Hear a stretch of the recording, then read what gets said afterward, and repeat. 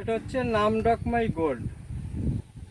এই গাছের থেকে পড়লো আজকে সকালেই, দেখা যাক কেটে। তুমি কাটো।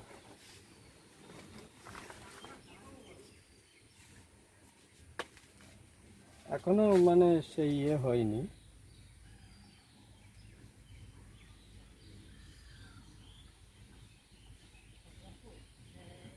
সবাইকে দাও, কেটে কেটে দিয়ে টেস্ট করো। নাও টেস্ট করো। এটা আপনি ধরেন, হেভি মিষ্টি। মিষ্টি আছে, হেভি মিষ্টি। মিষ্টি? হ্যাঁ মিষ্টি। সুন্দর আম, সুন্দর আম। আর সকল বন্ধুদেরকে বলবো যে সোহানা নার্সারি যে ভ্যারাইটি দেয়, সুন্দর একটা ভ্যারাইটি দেয়। কেন আমি খেয়ে দেখছি এবং গাছ থেকে পেরে খেয়ে দেখে যাচ্ছি, সুন্দর ভ্যারাইটি, সুন্দর টেস্ট। আমি সোহানা নার্সারি থেকে এর আগেও গাছ নিয়ে গেছি, আবার এসছি নামডকমাই গোল্ড, এবং কেটে গাছ থেকে পাকা আম কেটে খেয়ে টেস্ট করে যাচ্ছি। খুব সুন্দর আম, এবং আপনারাও আসুন, এসে ভিজিট করে যান।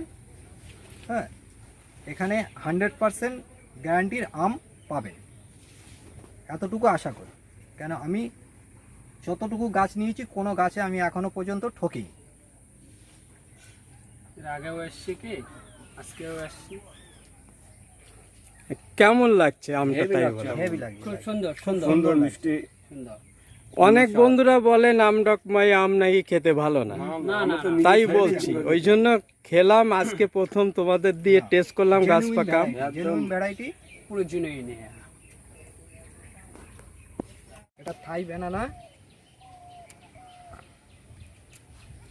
এটা কিন্তু কাঁচা আম, এটা কাঁচা, সম্পূর্ণ কাঁচা, গাছ থেকে এক্ষুনি পাড়া হলো। হ্যাঁ, খেয়ে দেখো, কাঁচা মিষ্টি,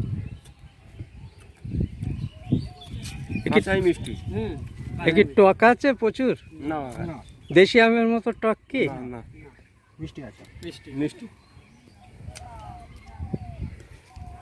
খুব সুন্দর। আর এর আটিটা দেখো, একদম পাতলা, একদম পাতলা আটি হবে পুরো। এতটা কেটে নিয়েছেন, এখনো পর্যন্ত আটি দেখা যায়নি। আর আমের সাইজটা, আমের সাইজ তো তো বলতে হয় না, ব্যানানা আম। ব্যানানা আমের একটা সাইজই আলাদা। এ পাকলে খুবই মিষ্টি লাগে। বন্ধুরা দেখলেই, বন্ধুরা এমনি দেখলে কাঁচা যদি মিষ্টি হয় তাহলে কেমন বা টেস্ট সোহানা নার্সারির ভ্যারাইটি আলাদা। কাঁচা যদি এত মিষ্টি হয়, পাকাই তাহলে আরো। আমি তো আমার কাছে যা আম লেবু যাই কিছু আছে, প্রত্যেককে কিন্তু আমি খাইয়ে দেই, যেটা সত্য। কারণ একটা ওসব বেচি না, আর যে যা আসে কম বেশি করে সবাইকে দেই। হেবি সুন্দর আম, কাঁচাই মিষ্টি।